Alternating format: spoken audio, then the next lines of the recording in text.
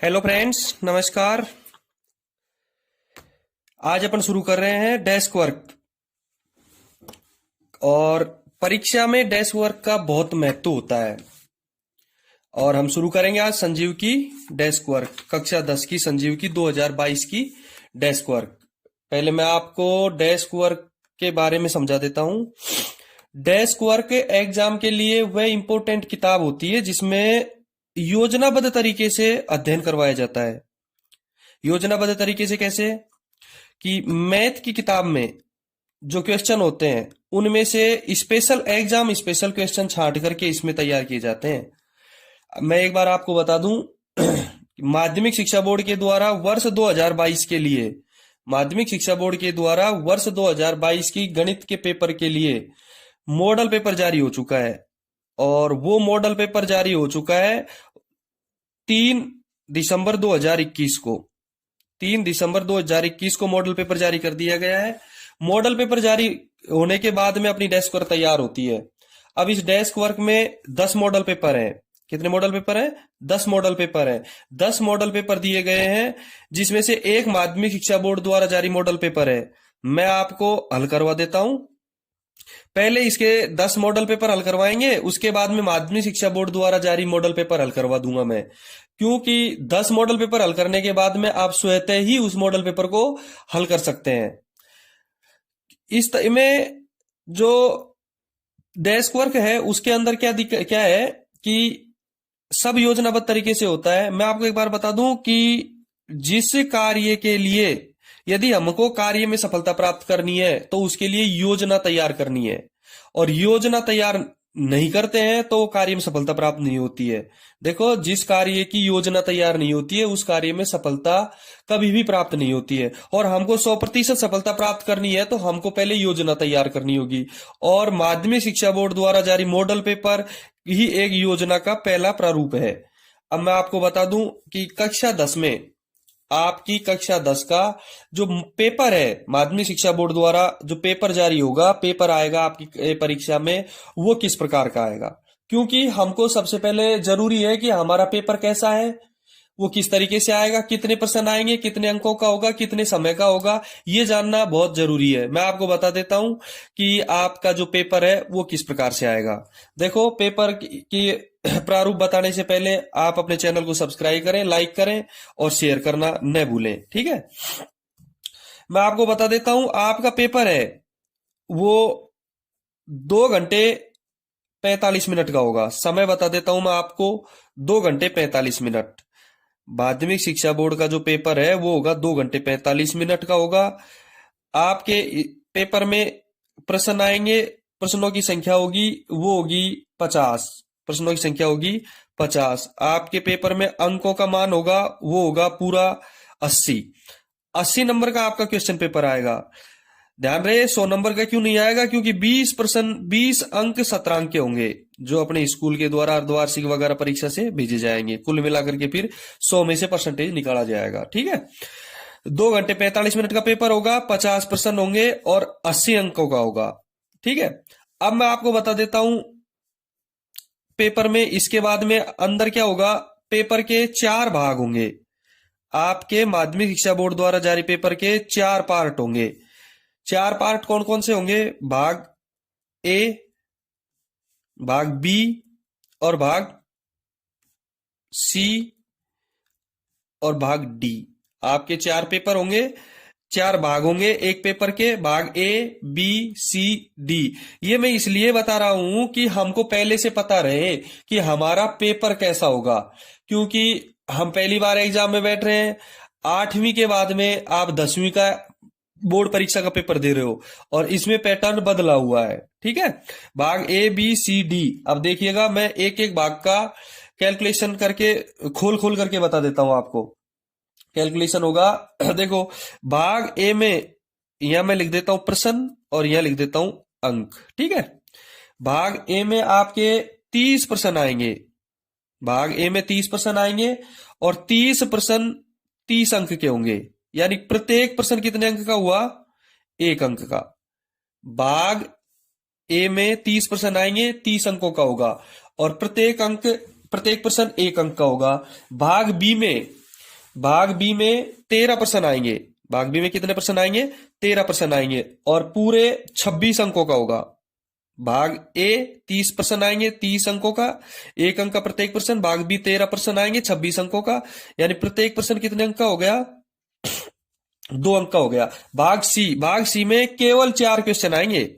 भाग सी में केवल कितने क्वेश्चन आएंगे? 4 क्वेश्चन आएंगे और चारों 12 अंक के होंगे, यानी प्रत्येक कितने का हो गया? 3 अंक का हो गया। प्रत्येक पर्सन कितने अंक का हो गया? 3 अंक का हो गया। ठीक है। भाग डी में केवल 3% आएंगे। भाग डी में केवल 3% आएंगे और वो भी कितने अंक का होगा? 12 अंक का, लेकिन प्रत्येक कितने का हो गया? 4 अंक का हो गया। ठीक है। भाग ए 30, भाग बी 13, भाग सी 4 और भाग डी 3। 30 और 13 43 और 7 50। ठीक है। 50% हो गए। 30 और 26 56, 56 और 12 68, 68 और 12 80। 80 अंक के हो गए। यहां तक मेरे हिसाब से समझ में आ गया होगा। पेपर का आपको डिक्लियर हो गया है, बिल्कुल क्लियर हो गया। पेपर का समय ये दे दिया, प्रश्न अंक 80 का, और ये आपको पार्ट वाइज मैंने क्लियर करवा दिया। शायद यहां तक क्लियर हो चुका होगा। अब देखते हैं अपन प्रश्नावली। ठीक है। प्रश्नावली के हिसाब से मैं आपको बता देता हूं कैसे कैसे होगी। देखो, आपका 30% पाठ्यक्रम रिड्यूस हो चुका है। कोरोना के कारण 30% पाठ्यक्रम रिड्यूस हो चुका है, हटा दिया गया है। रह गया 70%, और 70% पाठ्यक्रम से ही हमारे सवाल आएंगे। और इस डेस्क वर्क में मेरे द्वारा जो आपको मॉडल पेपर हल करवाए जाएंगे, वो भी केवल 70% पाठ्यक्रम के ही प्रश्न मैंने सम्मिलित किए गए हैं। ठीक है। उनका ही मैं हल करवाऊंगा। अब आपको मैं प्रश्नावली वाइज भी बता देता हूं एक बार, जब से फिर अपन मॉडल पेपर शुरू करेंगे। और मॉडल पेपर में एक एक पेपर क्लियर करवा दूंगा आपको।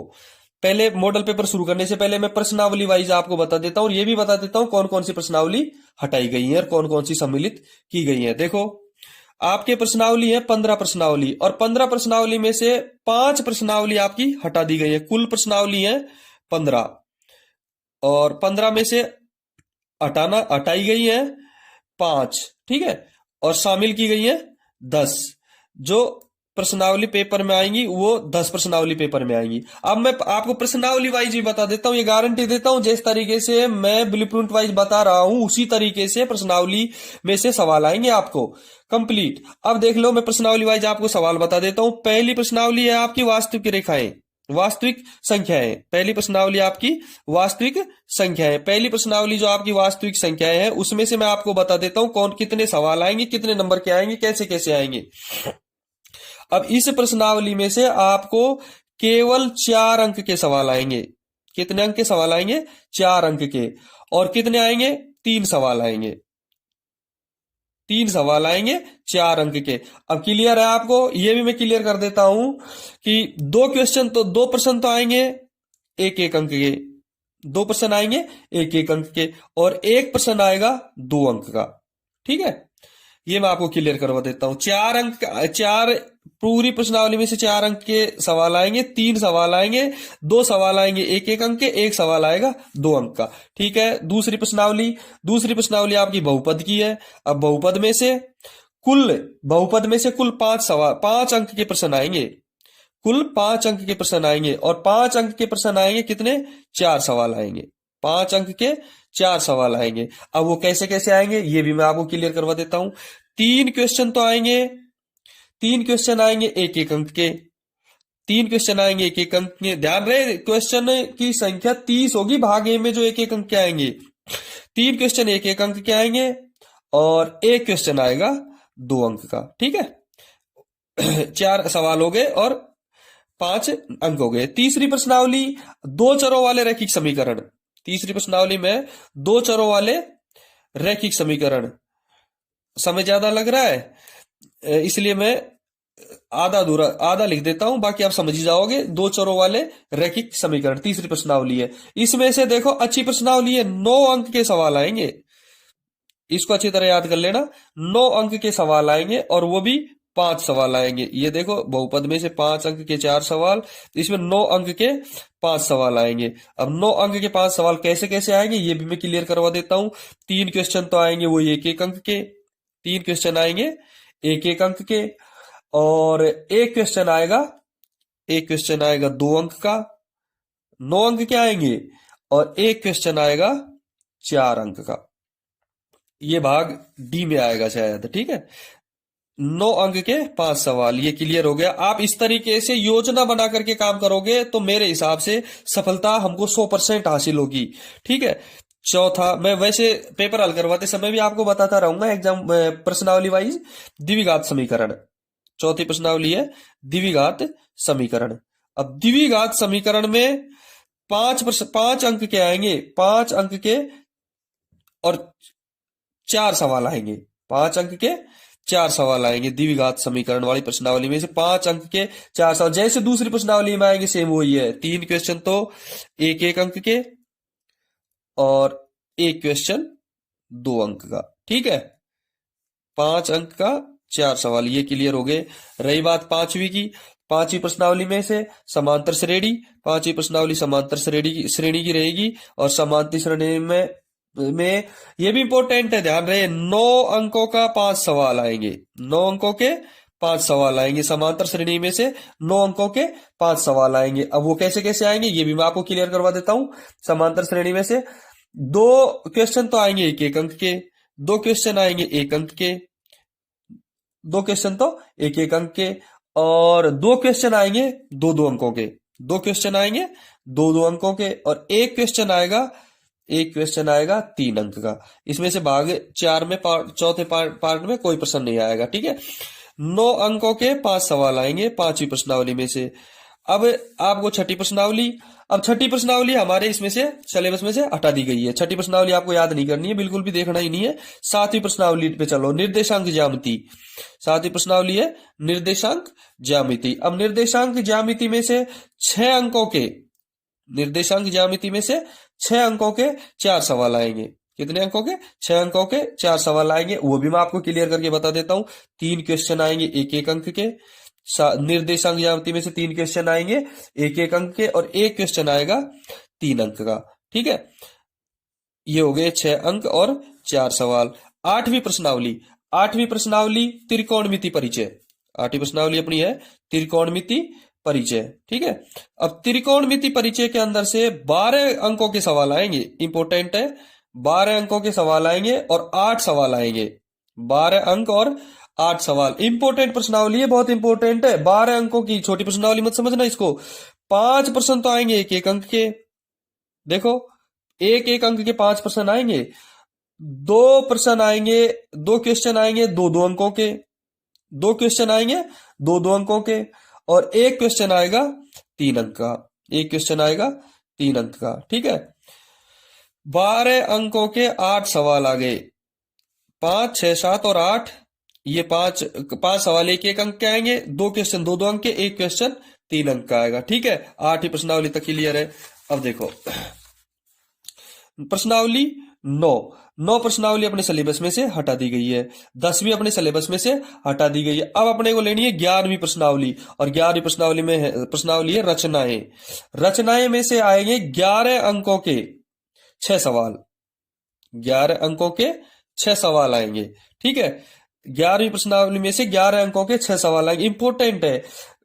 3 क्वेश्चन तो 1-1 अंक के आएंगे, 3 क्वेश्चन तो 1-1 अंक के आएंगे, और 2 क्वेश्चन आएंगे 2-2 अंकों के आएंगे, 1 क्वेश्चन आएगा 4 अंक का आएगा, ठीक है। मैंने पहले ही बता चुका हूं कि 1-1 अंक का भाग ए में आएंगे, 2-2 अंकों के भाग बी में आएंगे, 3-3 अंकों के भाग सी में आएंगे, 4-4 अंकों के भाग डी में आएंगे। मैं आपको एक क्लियर कॉन्सेप्ट क्लियर करवा दिया पूरे पेपर का ABCD भाग में, और 11वीं प्रश्नावली तक अपन हल कर चुके हैं। 11 अंकों के 6 सवाल यहां तक क्लियर हो गए। 12वीं प्रश्नावली अपने सिलेबस में से हटा दी गई है, 13वीं प्रश्नावली अपने सिलेबस में से हटा दी गई है। अब प्रश्नावली है 14वीं, और वो है सांख्यिकी, ठीक है। सांख्यिकी प्रश्नावली में 15 अंकों के आएंगे 8 सवाल। ध्यान रहे, 15 अंकों के सबसे बड़ी प्रश्नावली और सबसे इंपोर्टेंट प्रश्नावली है। 15 अंकों के अब से पहले एक भी प्रश्नावली नहीं है, 8 सवाल आएंगे। अब 15 अंकों के 8 सवाल कैसे कैसे आएंगे? 4 क्वेश्चन तो आएंगे इसके 1 अंक के भाग पार्ट ए में, 2 क्वेश्चन आएंगे इसके 2 अंक के भाग पार्ट बी में, 1 क्वेश्चन आएगा इसका 3 अंक का सी में। पहली ही प्रश्नावली है जिसमें हर पार्ट में सवाल आ रहा है। 1 क्वेश्चन आएगा 4 अंक का। देखो पार्ट ए में 4 क्वेश्चन, पार्ट बी में 2 क्वेश्चन, पार्ट सी में 1 क्वेश्चन, पार्ट डी में 1 क्वेश्चन, यानी 15 तो अंक हो गए और 8 प्रश्न हो गए। ठीक है, अब 15वीं प्रश्नावली जो अंतिम प्रश्नावली है, प्रायिकता। और प्रायिकता में से 4 अंक के 3 सवाल आएंगे। 4 अंक के 3 सवाल आएंगे, समझ में आ रहा है? 4 अंक कैसे कैसे आएंगे? 2 क्वेश्चन तो आएंगे 1 अंक के और 1 क्वेश्चन आएगा 2 अंक का। अब ये यहाँ क्लियर हो चुका है। ये इस तरीके से 4 अंक और 3 सवाल। अब इनको कुल मिलाकर के अब आप देखोगे तो पूरे पेपर के 50 तो प्रश्न हो गए और 80 अंक हो गए। 50 प्रश्न हो गए और 80 अंक हो गए। अब मैं आपको डेस्क वर्क समझा देता हूं। ये क्लियर हो गया। अब मैं डेस्क वर्क बता देता हूं आपको, फिर अपन डेस्क वर्क के मॉडल पेपर हल करेंगे। डेस्क वर्क के मॉडल पेपर हल करेंगे। देखो, मॉडल पेपर हल करने से पहले ये माध्यमिक शिक्षा बोर्ड के द्वारा जो जारी हुआ है पेपर, मॉडल पेपर, वो मॉडल पेपर, ये मॉडल पेपर है जो माध्यमिक शिक्षा बोर्ड ने जारी किया है। इसमें आधा हल दे रखा है। इसको मैं हल नहीं करवाऊंगा, क्योंकि हल इसलिए नहीं करवाऊंगा क्योंकि मैं इसमें हल दिया गया है। वैसे मैं आगे के मॉडल पेपर हल करवाऊंगा और आगे के मॉडल पेपर हल करवाने के बाद में, यदि आप आगे के 10 मॉडल पेपर हल कर लोगे, उसके बाद में आप पहला पेपर ये स्वतः ही हल कर सकते हो। मैं आपको इंपोर्टेंट प्रश्न भी बता दूंगा जो आपकी परीक्षा में आने के योग्य है। ठीक है, ये आएंगे 100% वादा करता हूं मैं कि आपको इससे बाहर नहीं जाएगा, एक भी क्वेश्चन इससे बाहर नहीं जाएगा। आज के बाद जो पढ़ाऊंगा वो इंपोर्टेंट है। अब से पहले जो मैंने पढ़ाया वो किताब पढ़ाई थी, अब मैं इंपोर्टेंट डेस्क वर्क पढ़ाऊंगा। ठीक है, और डेस्क वर्क के लिए आप अपने पास में देखो, इसमें रेखा गणित के भी सवाल आएंगे, तो अपना जो ज्यामिति बॉक्स भी साथ में रख लेना और अपने पास में ग्राफ का पेपर वगैरह सब साथ में रख लेना और सबको एक साथ बैठ करके मैं सब सारी चीजें एक साथ रख करके बैठना। आगे से पेपर हल कराऊंगा। अगले वीडियो में मॉडल पेपर 2 हल करवाएंगे अपन और अगला वीडियो मेरा जारी हो जाएगा कुछ ही समय बाद में। आप देखते रहिएगा। ठीक है, चैनल को लाइक करें, सब्सक्राइब करें और शेयर करना।